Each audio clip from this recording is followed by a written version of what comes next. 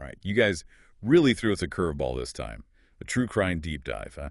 We've got the case of Julie Dart and Stephanie Slater. Two young women leading completely separate lives until some seriously creepy events brought them together. Yeah, this one really makes you think, doesn't it? Not just about the crimes themselves, but like what makes someone capable of something like that and how people can survive these terrifying experiences. We're talking meticulous planning, ransom demands, cryptic messages, even a link to a previous murder sends shivers down your spine. Yeah. And today we're going beyond just the what's and digging deep into the why. Right, the psychology of it all. Exactly. The challenges the investigators faced and the impact this all had on the survivors. It's a case with a lot to unpack, that's for sure. Ready to get started? Absolutely. Let's dive in. Okay, so let's start with Julie Dart. She was 18, athletic, dreamed of joining the Army, but underneath it all, she was struggling with debt and a tough relationship with her boyfriend, Dominic Murray. Yeah, and there's something really interesting about the information we have on Julie's life. Some sources describe her as a dedicated hospital worker, right?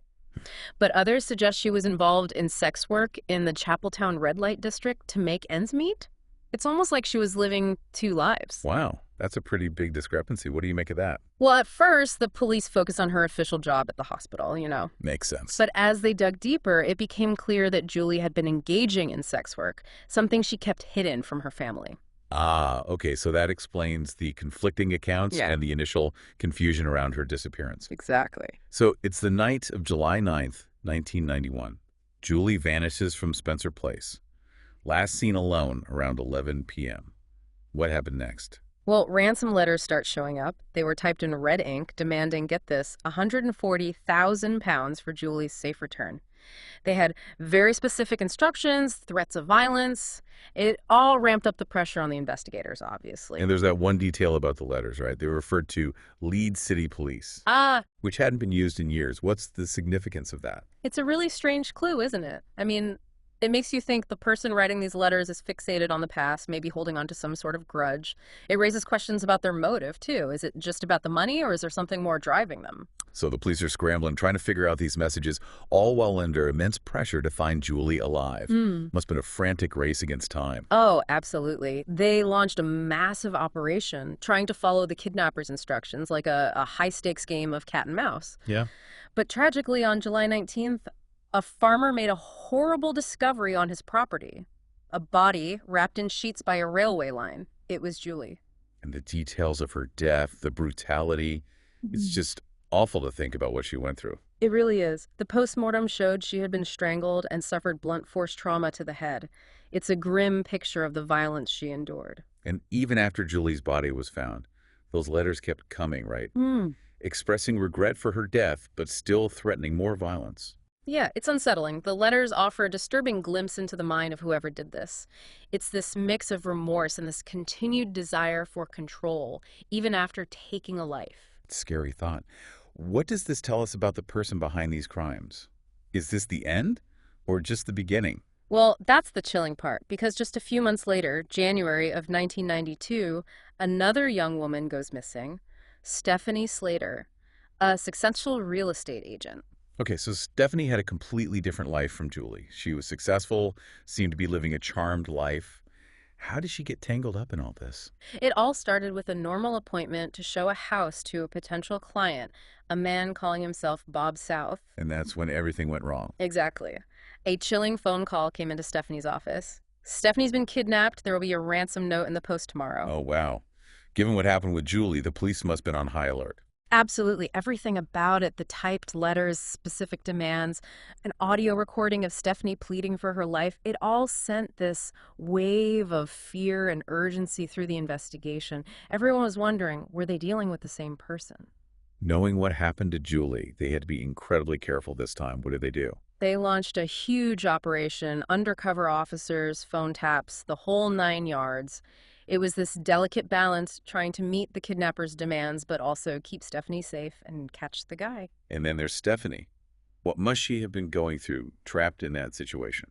What's incredible about Stephanie is her resilience. Facing unimaginable fear, she chose to fight for her life. How did she do that? She used her smarts, her observation skills. She talked to her captor, learned his routines, gathered details.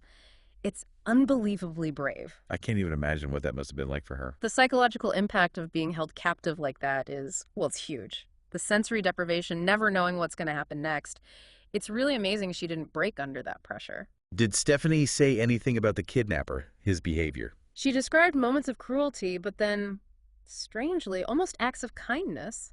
At one point, he asked her for a photo as a souvenir. It's a souvenir. That's creepy. What does that even mean? It's complicated. It suggests he wanted control to dehumanize the victim, but also this bizarre need for some kind of connection. You see this distorted reality a lot in the minds of criminals who commit these kinds of acts. So how did Stephanie get out of this nightmare? The way it happened is fascinating.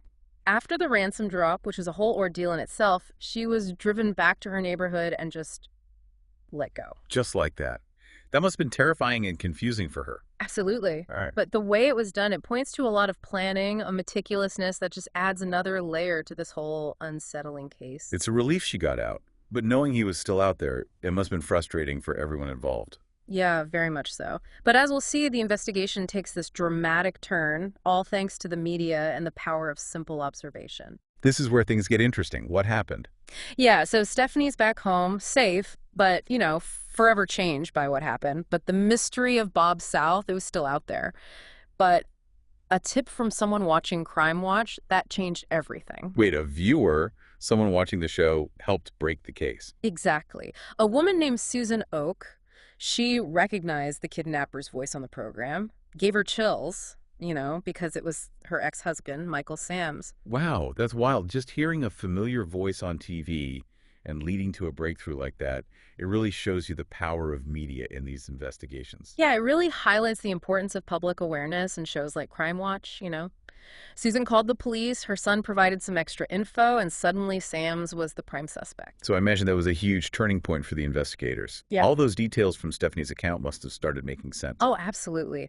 The red Austin Metro Stephanie described, the railway line nearby, the sounds of tools and a cash register, it all matched up with Sam's workshop. Even the German Shepherd puppy Stephanie mentioned, it fit with the dog they knew Sams had at his house. It's amazing how all these little details, things that seem random at the time, they become these crucial pieces of the puzzle. Like connecting the dots. And when they arrested Sams, he admitted to kidnapping Stephanie. But get this, he denied having anything to do with Julie Dart's murder. Really? That's strange, to confess to one crime but completely deny the other. What do you think he was trying to do there? I think it was about control, Even when he's caught, he's still trying to dictate the terms, minimize what he did. But the police, they weren't buying it. Remember those ransom letters? Yeah. They analyzed those, compared them to Sam's handwriting. They found a bunch of similarities, including 14 identical spelling errors. It was strong evidence linking him to both crimes. But even more disturbing, they found this Word document on Sam's computer. It was written like a fake police statement. A fake police statement. What was in it? Well, it described this encounter with a sex worker named Julie, who worked at Leeds General Infirmary and had a boyfriend whose name started with D.O. The details were eerily close to Julie Dart's life. It's like he was already coming up with a story to distance himself from her murder, even before she was abducted. Yeah, exactly. It's chilling, isn't it? It shows premeditation, this really calculated and organized mind at work. So they had all this evidence piling up, but did they find anything specifically linking Sams to Julie's murder? Well, his workshop was a goldmine, really. The custom-built box, the wheelie bin, hair fibers matching both Julie and Stephanie, all pointing to him. Then there's the ransom money. Right, the money. What about it? Sam said some accomplice had buried it. But following a tip and using ground-penetrating radar, they found the money exactly where a witness had seen a man matching Sam's description. Wait, ground-penetrating radar. Can you explain how that works? I'm sure listeners would be interested. Sure, it's basically this technology that sends electromagnetic pulses into the ground. Those pulses bounce back when they hit something buried, so it creates a map of what's underground. Oh, okay. So it's used in archaeology and in cases like this. Exactly. So they found the ransom money right where that witness had seen Sam's. That must have been a huge blow to his defense. It was a game changer. Completely debunked his story about an accomplice. So, with all this evidence, Sam's trial starts in June of 1993. He pleads guilty to kidnapping Stephanie, but still insists he didn't kill Julie. What was his defense? He tried to paint himself as this desperate guy driven by money problems, claiming he never planned to hurt Stephanie. Hmm. But it all fell apart pretty quickly. I bet Stephanie's testimony was powerful. Oh, it was. She was incredibly brave, recounting the terror of her captivity, but it was Sam's own words that really sealed his fate. He admitted to trying to kidnap another real estate agent just a week before Julie disappeared. So his past actions kind of blew up his carefully crafted defense. Exactly. It showed a pattern of behavior, this disturbing escalation from an attempted abduction to murder. It wasn't just a one-time thing, it was part of something bigger, more sinister. So what happened? What was the verdict? The jury found him guilty on all counts, 4 life sentences. It was a victory for justice for both Julie and Stephanie. But even after being convicted, Sams couldn't let go of his need for control, could he? Nope. He asked to meet with the lead detective and confessed to killing Julie. But he said he wanted her family to know the exact date of her death. Wow, that's cold. To use a confession like that, even from prison, as a way to manipulate people, what does that tell us about him? I think it says a lot about his personality. This guy was all about power, even when he was facing overwhelming evidence and being condemned for his crimes. But there's more to uncover about Sams himself. His past is pretty disturbing. Yeah, tell me more about that. Sam's past, huh? Well, his ex-wives, actually. They described years of abuse, threats, and these really disturbing fantasies he had about kidnapping. He even told a coworker, bragged about knowing how to pull off the perfect kidnapping years before he actually did it. Wow. So it's like these dark fantasies, they were just building up inside him, waiting for the right moment to become a terrifying reality. Okay. It's kind of scary to think about how many other people out there have these kinds of thoughts. How many are Yeah. one step away from actually doing something? It is a chilling thought, and it really shows how important it is to pay attention to those warning signs, to trust our gut when something feels off. Yeah, you're right. Speaking of gut feelings, I'm curious, what struck you most about this whole case? What are your thoughts? It's tough to pick just one thing. I mean, this case affected everyone so deeply, the victims' families, the public, even the investigators. It shattered that sense of security, especially for women who have jobs like real estate agents. Right, where they often had to meet strangers alone. And Stephanie's story, it's incredible. She didn't just survive, she fought back. She used her intelligence and her bravery to get through something truly horrific. Yeah. It's inspiring, but it's also a harsh reminder of how vulnerable we all are. Absolutely. And then for her to share her story, to talk about her captivity and the assault, that took so much courage. It helped break the silence around these types of crimes. Yeah. It opened up the conversation about trauma and recovery. She didn't stop there either. She channeled that pain into something positive. She worked with the police to improve how they handle kidnapping cases, advocated for better support for victims, raised awareness about the dangers women in her profession face. She was amazing. Yeah, her advocacy work was huge. And her book, Beyond Fear, it was such a powerful firsthand account. It gave a voice to people who are often afraid to speak up. It's so sad that Stephanie passed away in 2017 from liver cancer. It is a terrible loss. But, it doesn't diminish the impact she had. Her courage and determination, it's still inspiring. She left behind a legacy of strength and resilience. She proved that even in the darkest times, we can heal and make a difference. Absolutely. And of course, we can't forget about Julie, whose life was cut so tragically short. It's hard to imagine what her family went through, all those years searching for justice, the added pain of not knowing what happened to her at first. It's a sad reminder that investigations have to be thorough.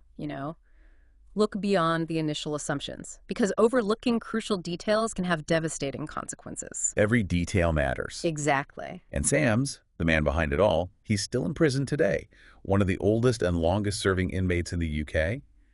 His crimes still have this lasting impact.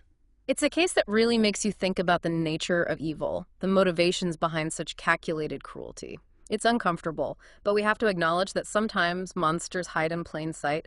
They look just like everyone else. As we wrap up this deep dive, I want to ask you, the listener, what stays with you after hearing this story? What resonates most? I think for me, it's a reminder to be aware, to trust our instincts, to speak up for ourselves and for others.